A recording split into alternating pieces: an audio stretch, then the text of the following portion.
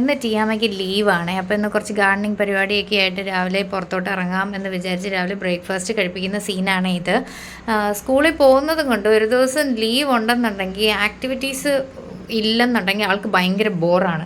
So ഞാൻ വിചാരിച്ചിരുന്ന കുറച്ച് gardening ചെയ്യാമെന്ന്. അങ്ങനെ ആദ്യമേ തന്നെ നമ്മൾ ഇറങ്ങിപ്പോയി മൺതക്കാളി എടുത്ത് ഞാൻ കാണിച്ചു കൊടുത്തു. മൺതക്കാളി എടുത്ത് കാണിച്ചു കൊടുത്തപ്പം ഭയങ്കര ഇഷ്ടപ്പെട്ടു. അപ്പോൾ എനിക്ക് വേണമെന്ന് പറഞ്ഞിട്ട് 2 എണ്ണം പറിച്ച് ഞാൻ കയ്യിലോട്ട് കൊടുക്കുകയാണിത്. ഈ മൺതക്കാളി എന്താണ് സംഭവം എന്നറിയാത്ത ആളുകൾക്ക് ഞാനൊരു ഷോർട്സ് ഇട്ടിട്ടുണ്ട് ഇതിനെക്കുറിച്ച്. ഇത് ആക്ച്വലി ഒരു ചീരയാണ്, ഒരു അടിപൊളി ചീരയാണ്, ഒരുപാട് ഗുണങ്ങളുള്ള ചീരയാണ്.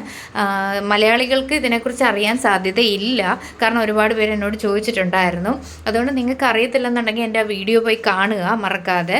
പിന്നെ ഇന്നത്തെ നമ്മുടെ ഗാർഡനിങ് പരിപാടി എന്താണ് മെയിനായിട്ടെന്ന് വെച്ച് കഴിഞ്ഞാൽ, നമ്മൾ ലുലുവിലെ ഫ്ലവർ ഫെസ്റ്റിന് 2 സ്ട്രോബെറി തൈകൾ വാങ്ങിച്ചിട്ടുണ്ടായിരുന്നു.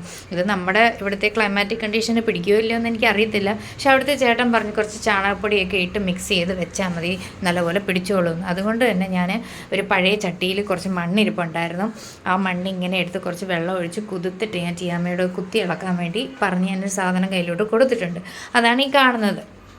അപ്പോൾ അത് ഇളക്കി അതിനകത്തോട്ട് ഞാൻ ഓർത്ത് കുറച്ച് മണ്ണ് മിക്സ് ചെയ്ത് ചട്ടിയൊക്കെ ഒന്ന് വൃത്തിയാക്കി ചട്ടിക്കകത്തോട്ട് തന്നെ തിരിച്ച് വെച്ച് നോക്കാം, കുറച്ച് തണലുള്ള സൈഡിലോട്ടൊക്കെ വെക്കാം എന്ന് ഞാൻ വിചാരിച്ചാണ് ചെയ്യുന്നത്.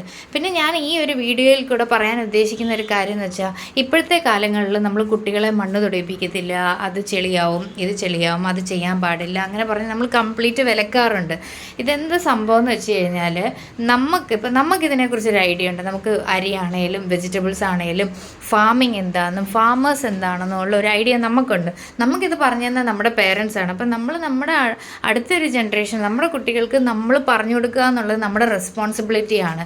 ഇപ്പം അവരും അറിയണം, അവരും ഇതൊക്കെ എവിടെ നിന്നാണ്, എങ്ങനെയാണ് ചെയ്യുന്നത്, ആരുടെ കയ്യിൽ നിന്നാണ് കിട്ടുന്നത് എന്നുള്ളത് അവർ അറിഞ്ഞിരിക്കേണ്ട ഒരു കാര്യമാണ്.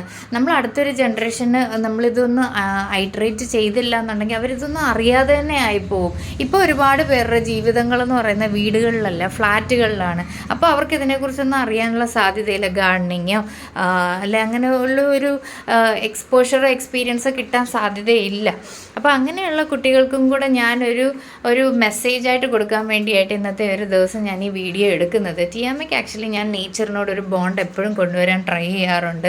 വെള്ളത്തിനെ കുറിച്ചാണേലും മരങ്ങളെക്കുറിച്ചാണേലും വെജിറ്റബിൾസ് ആണെങ്കിലും ഫ്രൂട്ട്സ് ആണെങ്കിലും എല്ലാത്തിനെക്കുറിച്ച് ഞാൻ പറഞ്ഞു കൊടുക്കാറുണ്ട്. എല്ലാം എവിടെ നിന്നാണ് കിട്ടുന്നത്, എങ്ങനെയാണ് കിട്ടുന്നത്, എല്ലാം ഞാനിങ്ങനെ പറഞ്ഞു കൊടുക്കാറുണ്ട്. നമ്മുടെ ഒരു ഡ്യൂട്ടി എന്ന് പറഞ്ഞു കഴിഞ്ഞാൽ നമുക്കറിയാവുന്ന കാര്യങ്ങൾ നമ്മുടെ കുട്ടികൾക്ക് നമ്മൾ പറഞ്ഞു കൊടുക്കുക.